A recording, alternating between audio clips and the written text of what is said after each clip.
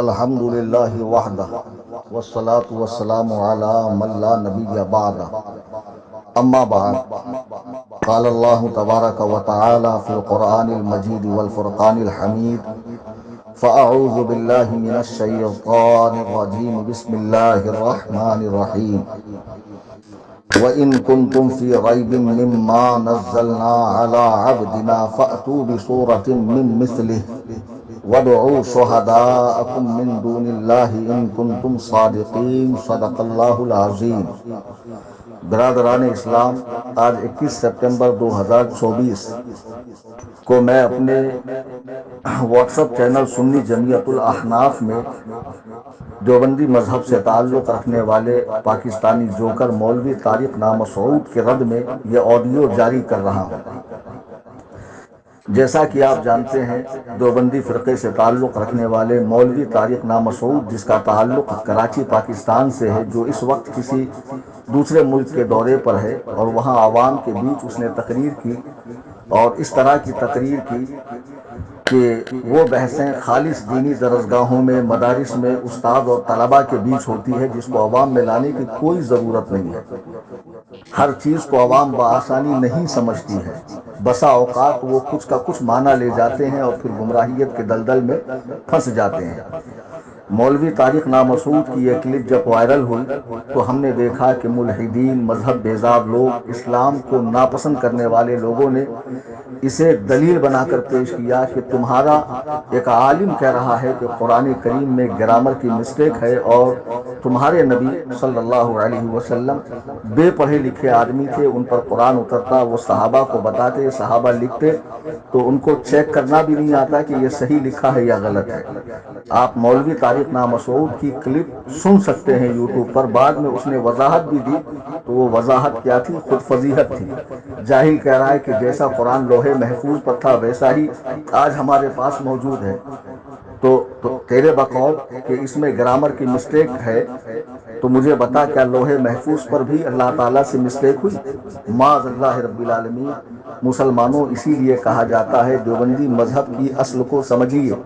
یہ انگریزی دور میں پیدا ہونے والا ایک فرقہ ہے جس کی بنیاد ہی حب خدا اور بغض نبی میں رکھی گئی ہے۔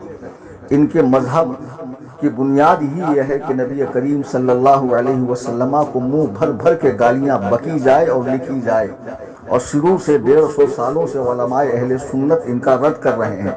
اب عوام کہتی ہے جنہوں نے لکھا تھا وہ مر گئے، اپنی اپنی قبروں میں چلے گئے، اب نئے لوگوں سے کیا لینا دینا؟ تو نئے لوگوں نے بھی ویڈیو اپلوڈ کر دی اور قرآن کریم کے اعجاز پر، فصاحت پر، بلاغت پر سوال کھڑا کر دیا، اور تمہارے پیارے نبی علیہ السلام کو کس حقارت بھرے انداز میں یاد کیا۔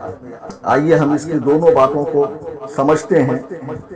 اس نے جو کہا کہ قرآن میں گرامر کی مسٹیک ہے، تو پہلے اسے سمجھنا چاہیے کہ رسول رحمت علیہ السلام کی 40 سالہ زندگی ایک شفاف آئینے کی طرح عرب معاشرے کے اندر تھی۔ جب آپ نے جبل فاران سے اعلان نبوت فرمایا اور آپ پر وحی کا سلسلہ شروع ہوا، تو عرب میں وہ لوگ جو بہت پڑھے لکھے تھے، ماہر تھے، زبان و بیان کے ماہر تھے، فصیح تھے، بلیغ تھے زبان و بیان پر، جن کو پورا عبور حاصل تھا، ان کے درمیان ایک ایسا شخص جس نے کبھی کسی سے پڑھا نہیں، کسی سے لکھا نہیں، سمجھے، کسی سے پڑھا نہیں، کسی سے لکھا نہیں، وہ ایک نئی بات لے کر آتا ہے تو ان کے اذہان بھی جو ہے وہ حیران و پریشان ہو جاتے ہیں کہ آخر جس شخص نے 40 سال تک کسی کے سامنے زانوی ادبتہ نہیں کیا، کسی کے سامنے ایک حرف پڑھا نہیں، لکھا نہیں، وہ ایسی عجیب و غریب باتیں کیسے کر رہا ہے؟ وہ ایسی عجیب و غریب باتیں کیسے کر رہا ہے؟ تو قرآن کریم میں رب ارشاد فرماتا ہے وَإِن كُنتُمْ فِي رَيْبٍ مِّمَّا نَزَّلْنَا عَلَىٰ عَبْدِنَا فَأْتُوا بِسُورَةٍ مِّن مِّثْلِهِ۔ اگر تمہیں اس میں شک ہو اللہ کے اتارے ہوئے قرآن کے اندر جو ہم نے اپنے خاص بندے کی جانب اتارا ہے، تو اس کے مثل ایک سورت لے آؤ۔ فَأْتُوا بِسُورَةٍ مِّن مِّثْلِهِ، اس کی طرح ایک چھوٹی سی سورہ لے آؤ۔ وَادْعُوا شُهَدَاءَكُم مِّن دُونِ اللَّهِ إِن كُنتُمْ صَادِقِينَ، تو اللہ کے سوا تمہارے جتنے مددگار ہیں، حمایتی ہے، سارے حمایتیوں کو بلا لو اگر تم سچے ہو۔ ذرا سوچئے، جب یہ چیلنج اللہ پاک نے دیا تو عرب کے ان فصحاء پر اور بلغاء پر کیا قیامت ٹوٹی ہوں گی۔ عرب کے لوگ فصاحت و بلاغت کے میدان کے شہسوار تھے، اور ان کی صفوں میں ایسے بہت سے لوگ موجود تھے جو فن بلاغت کے اعلیٰ منصب پر فائز تھے، عمدہ الفاظ بولنے والے، چھوٹے اور بڑے جملوں کو بڑی فصاحت سے تیار کرنے والے تھے، اور تھوڑے کلام میں بہترین تصرف کر لیتے تھے، اپنی منشا کو، اپنی مراد کو بڑے عمدہ انداز میں بیان کرتے تھے، کلام میں فصاحت و بلاغت کے تمام فنون کی رعایت کرتے تھے، اور ایسے ماہر تھے کہ فصاحت و بلاغت کے جس دروازے سے چاہتے داخل ہو جاتے۔ الغرض دنیا میں ان کی فصاحت و بلاغت کا ڈنکا بج رہا تھا، اور لوگ فصاحت و بلاغت میں ان کا مقابلہ کرنے کی تاب نہیں لاتے، ان کے سامنے جو ہے وہ سر تسلیم کو خم کر دیتے۔ اللہ اکبر کبیرہ۔ ان کے سامنے جب قرآن کریم اترا تو وہ اس کے مثل سورہ لانے سے عاجز ہو گئے۔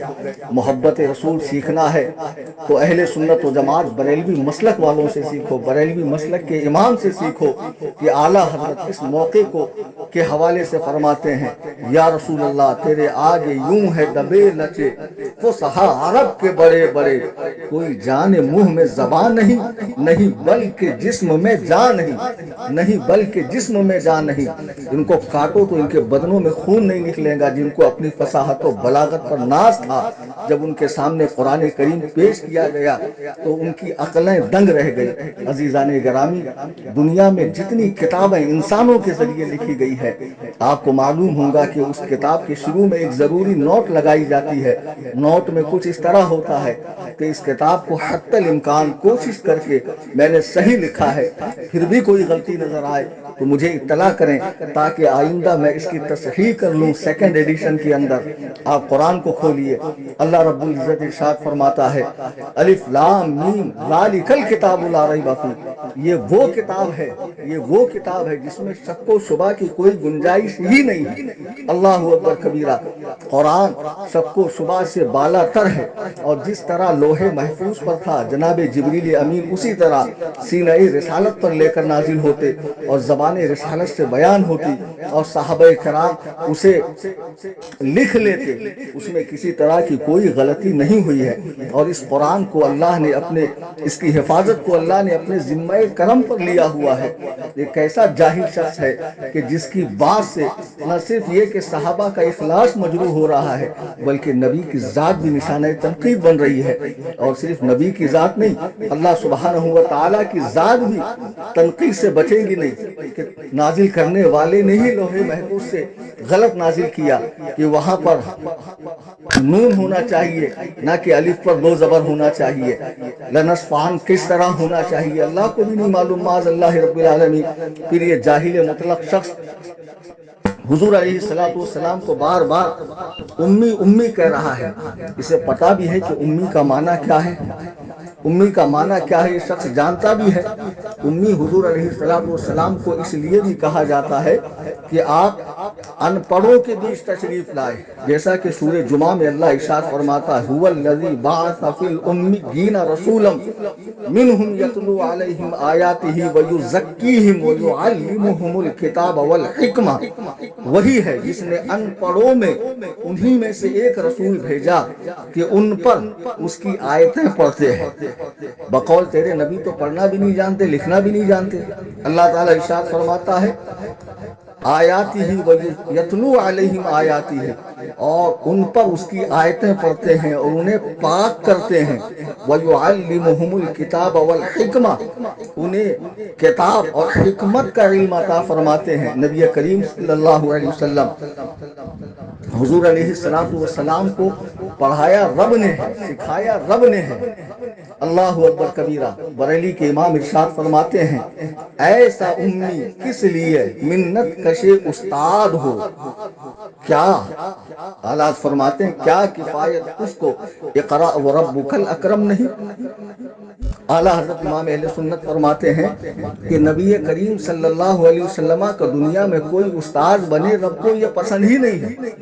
کہ اگر حضور کا کوئی استاذ ہوتا اور آپ جبل فاران سے نبوت کا اعلان فرماتے ہیں تو اس وقت عرب کے لوگوں نے کہا نہیں ہوتا کہ اے محمد ہم آپ کو نبی کیوں مانیں، ہم اس کو نبی نہیں مانیں گے جس نے آپ کو پڑھایا لکھایا۔ تو اعلیٰ حضرت فرماتے ہیں ایسا امی کس لیے منت کشے استاد ہو، کیا کفایت اس کو اقرا وربک الاکرم نہیں، یعنی اس ذات کو کسی استاد کا احسان لینے کی حاجت نہیں تھی جس کو رب تعالیٰ نے خود پڑھایا ہو، جس کو رب تعالیٰ نے خود پڑھایا ہو، اور کیا رب کا پڑھایا ہوا کافی نہیں تھا؟ اللہ اکبر کبیرہ۔ قرآن میں اللہ پاک ارشاد فرما رہا ہے علمہ شدید القوا، انہیں سکھایا ہے سخت طاقتوں والے رب نے۔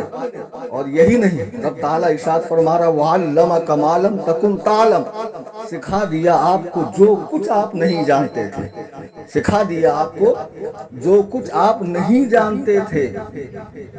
تو ایسی کیا چیز ہے جو حضور کے سیکھنے سے رہ گئی کہ حضور نے صحابہ کو قرآن سکھایا سنایا اور صحابہ نے لکھنے میں غلطی کی اور حضور کو پتہ نہیں چلا؟ ارے جاہل مطلق، رب تعالیٰ حضور کو سکھانے کی نسبت اپنی طرف فرما رہا ہے۔ اب بتا رب کے سکھانے میں کوئی کمی رہ گئی جو حضور علیہ السلام سیکھ نہ سکے؟ معاذ اللہ رب العالمین ثم معاذ اللہ۔ دیوبندیوں کا کیسا خبیث عقیدہ ہے۔ یاد رکھیں کہ جس رسم قرآن پر تو اعتراض کر رہا ہے، یہ رسم قرآن توفیقی ہے، اجتہادی نہیں ہے کہ اجتہاد کے ساتھ لکھا گیا ہو۔ یہ رب تعالیٰ کی مرضی کے موافق آسمان دنیا سے سینہ رسالت پر اور زبان اقدس سے صحابہ کو سنایا گیا اور صحابہ نے لکھا، اور حضرت عثمان غنی رضی اللہ تعالیٰ کے دور میں قرآن کریم جمع ہوا۔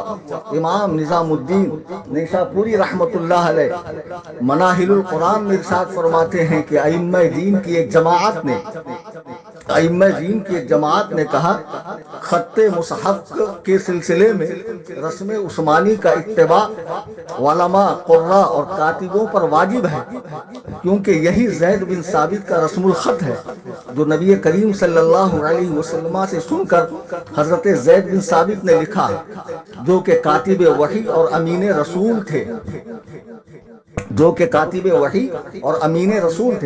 جسے تو غلطی کہہ رہا ہے جاہل آدمی، تمہیں اتنی سمجھ نہیں ہے کہ یہ قواعد ہیں، یہ طریقہ کار ہے، غلطی نہیں ہے، ایسے اور بھی طریقے ہیں۔ تو نے کہا یہاں تنوین کے بجائے نون ساکن ہونا چاہیے لنسفان کے اندر۔ لنسفان جو قرآن کریم میں ہے، یعنی اخیر میں الف ہے اور دو زبر ہے، تو یہ دیوبندی خبیث کہتا ہے یہاں جو ہے تنوین نہیں ہونا چاہیے تھا، نون ساکن ہونا چاہیے، حالانکہ یہاں تنوین بھی ہو تب بھی بالکل فرق نہیں پڑتا۔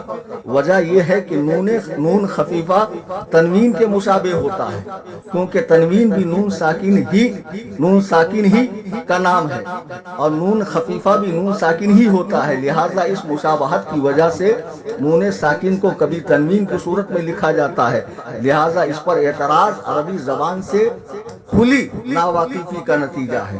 اور تو کتنی عربی جانتا ہے؟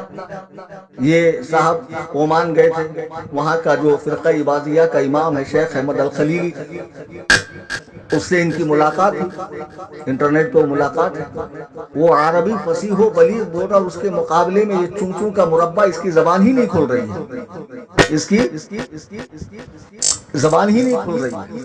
اور اسی عمان مسقط میں اس کے بعد 2 مرتبہ میں نے دورہ کیا اور میں نے وہاں صحابی رسول حضرت مازن ابن غضوبہ رضی اللہ تعالیٰ کی مزار پر عربی میں پوری تفصیل بتائی ہے اس مزار کے تعلق سے، اس دورے کے تعلق سے، آپ جا کر سنیے۔ یہ آج بھی علماء اہل سنت بریلویوں کے مقابلے میں کوئی حیثیت نہیں رکھتے ہیں۔ یہ تو بس تبلیغی جماعت کی محنتیں ہیں جو گاؤں دیہات جا کر ان کا کام بڑھا دیا، اور آج یہ جوکر لوگ جو 4 شادی کے فوائد بتاتے ہیں انٹرنیٹ پر بیٹھ کر، جو کھانے کی ریسیپی بتاتا ہے، جب ایسے بھانڈ لوگ حدیث و قرآن کے معاملے میں دخل دیں گے، موچی جس کا کام چپل سینا ہے، اگر وہ بخاری مسلم کھول کر بیٹھ جائے اور قرآن کی تفسیر بالرائے کرنے لگے تو معاذ اللہ رب العالمین تباہی تو آنی ہے، امن تو اٹھنا ہے، سلامتی کو تو خطرہ ہونا ہونا ہے۔ افسوس، صد افسوس کہ اس پر لگام کسنے کے بجائے، اسے ڈانٹنے ڈپٹنے کے بجائے، اس پر فتویٰ دے کے چپ کرانے کے بجائے دیوبندی اس کی بھی تعویلیں کر رہے ہیں، معاذ اللہ رب العالمین، جنہوں نے ان خبثائے اربع قاسم نانوتوی، گنگوہی، امبیڈوی، اشرف علی تھانوی کی صریح کفریہ عبارات کی تعویل کی۔ آج جو ہمارے دور میں ویڈیو ریکارڈ ہو کر منظر عام پر آ چکا ہے مولوی طارق نامسعود کا بیان، اس کی بھی تعویلیں کر رہے ہیں، اور خبیث کو اپنے بیان کے اندر کوئی کمی نظر نہیں آ رہی۔ حضور کا بغض تو دیکھیے، کہتا ہے کہ آپ امی ہے، ان پڑھ ہے، آپ کے سامنے غلط لکھا گیا تو آپ نے اسے روکا نہیں ٹوکا نہیں۔ ارے جاہل اعظم، امی حضور علیہ السلام کا لقب ہے، اور وہ اس لیے ہے کہ آپ امیوں کی طرف رسول بن کر تشریف لائے، یا اس کا معنی یہ ہے کہ آپ نے دنیا میں کسی سے پڑھا لکھا نہیں ہے، ورنہ قرآن کہہ رہا وَعَلَّمَكَ مَا لَمْ تَكُنْ تَعْلَمُ، اور اس میں جو لفظ ما ہے وہ عموم کے لیے ہے۔ جو کچھ آپ نہیں جانتے تھے، جو کچھ رب تعالیٰ نے سب سکھا دیا۔ اللہ اکبر کبیرہ، جو کچھ آپ نہیں جانتے تھے رب تعالیٰ نے سب سکھا دیا حضور پاک علیہ السلام کو۔ یا امی کا معنی ہے وادی ام القریٰ کا رہنے والا، ام القریٰ مکے کا ایک نام ہے۔ یہ تو ایسے ہی ہوا جیسے غیر مقلدین کہتے ہیں کہ ابو حنیفہ یعنی حنیفہ کا باپ، تو ان کو پوچھو ابو کا معنی ہمیشہ باپ ہی ہوتا ہے؟ ہاں، تو ابو ہریرہ بلی کا باپ، ارے جاہلو، کبھی کبھی اس کا معنی والا بھی ہوتا ہے۔ ابو حنیفہ دوات والا، ابو ہریرہ بلی والا، ابو بکر پہل کرنے والا۔ ان کا کوئی بکر نام کا بیٹا ہے کہ حضرت صدیق اکبر کا؟ کیا جہالت بھری باتیں کرتے ہو تم لوگ، یا تم لوگ مدرسے میں پڑھتے ہو کہ گھاس چھیلتے ہو؟ تو حضور علیہ السلام کا جو امی لقب ہے اس کا معنی ہوا امیوں کی طرف نبی بن کر آنے والا، یا دنیا میں جس نے کسی سے پڑھا نہ ہو لکھا نہ ہو، یا وادی ام القریٰ کا رہنے والا۔ حضور علیہ السلام کے ذاتی نام ہے محمد اور احمد، اس کے علاوہ صفاتی نام کئی سارے ہیں، جیسے اللہ تعالیٰ کا اس میں ذات ہے اللہ، اور ہمارے ہندو پاک بنگلہ دیش اور اس علاقے کے اندر اللہ کے 99 نیمز بتائے جاتے ہیں، ہے نا، جو اس کے صفاتی نام ہے۔ تو امی بھی حضور کا ایک صفاتی نام ہے۔ اور عربی کا ایک مقولہ ہے کثرت الاسماء تدل علی شرف مسمى، ناموں کا زیادہ ہونا نام والے کی شرف و عظمت کو ظاہر کرتا ہے۔ ناموں کا زیادہ ہونا نام والے کی شرف اور اس کی عظمت کو ظاہر کرتا ہے۔ جاہل اعظم، جب تم کو نہیں معلوم، معاذ اللہ رب العالمین، تم گرامر سے قرآن کو جانچو گے؟ جی نہیں، قرآن سے گرامر کو جانچا جائے گا، قرآن سے گرامر کو جانچا جائے گا۔ اور یہ قرآن میں غلطی ہوتی تو جس معاشرے میں قرآن نازل ہوا، جہاں زبان و بیان کے بڑے بڑے ماہرین تھے، جو زبان و بیان کی نوک و پلک کو درست کیا کرتے تھے، وہ اس غلطی کو چلنے دیتے؟ ارے جاہل، اس پر اللہ کی لعنت ہو، خبیثوں اسے فالو بھی کر رہے ہاں؟ دورے ہوتے ہیں، بہت بڑا مفتی ہے الحمدللہ، اس فقیر کے 11 ممالک کے دورے ہوئے، لیکن ہم اس کی طرح بیٹھ کر ویڈیوگرافی نہیں کرواتے، ویڈیو نہیں بنواتے، تصویر نہیں بناتے۔ الحمدللہ، جہاں جاتے ہیں قرآن و سنت کا سچا پیغام دے کر لوگوں کو آتے ہیں، ان کی طرح شو آف نہیں کرتے ہیں، سیلفیاں نہیں لیتے۔ اور زبیدہ آپا کی ٹوٹکوں کی طرح جیسے یہ بتاتا ہے خوراک اچھی رکھو، خوراک بولنا تو سیکھ پہلے، ہاں؟ اور شادی کے فوائد بتاتا، بے ہدہ باتیں کرتا ہے، اور یہ جب کسی غیر مقلد عالم کے سامنے بیٹھا ڈیبیٹ کے لیے، اس نے اس کی حالت خراب کر دی۔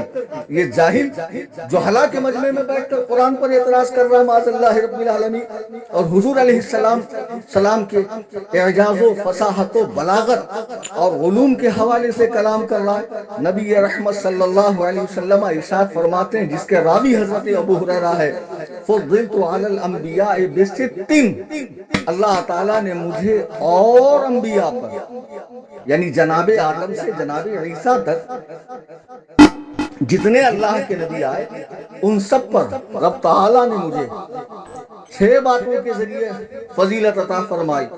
تو پہلی بات کیا ہے؟ اعطیت جوامع الکلم، مجھے بہترین کلمات دیے گئے۔ اللہ اکبر کبیرہ، مجھے بہترین کلمات دیے گئے.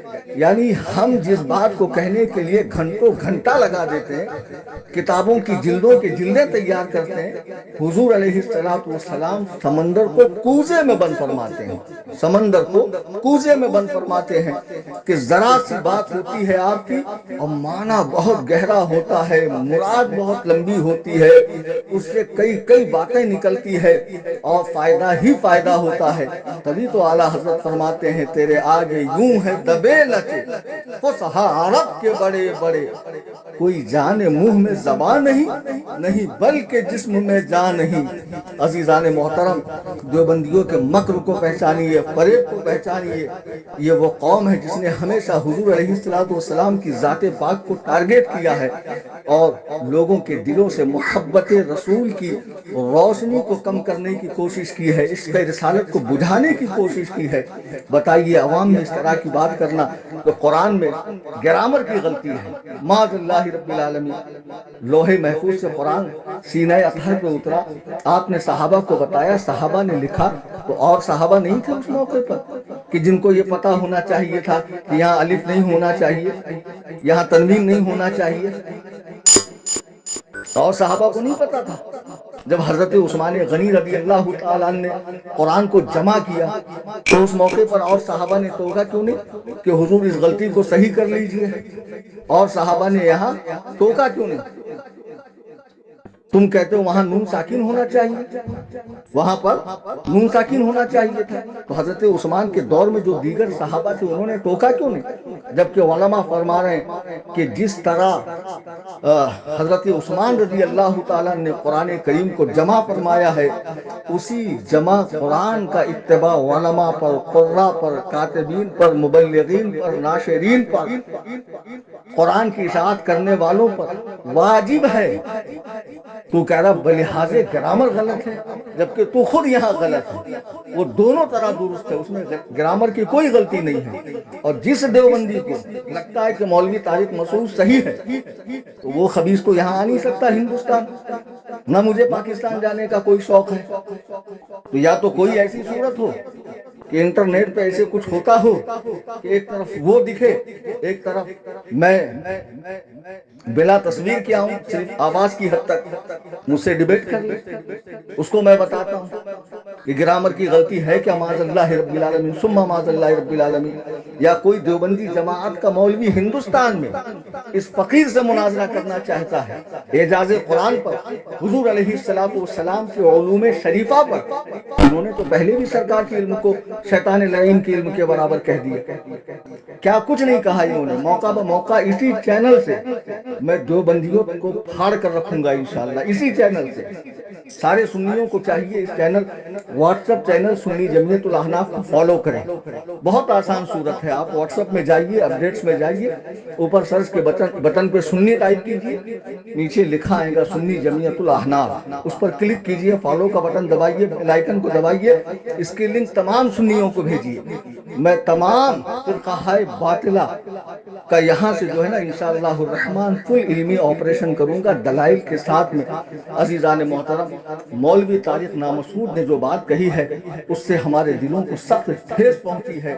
اللہ تعالیٰ اس مردود کا حشر ایسا فرمائے کہ لوگ سبق حاصل کریں، دیوبندیت سے دور ہو جائیے، تبلیغی جماعت سے دور ہو جائیے.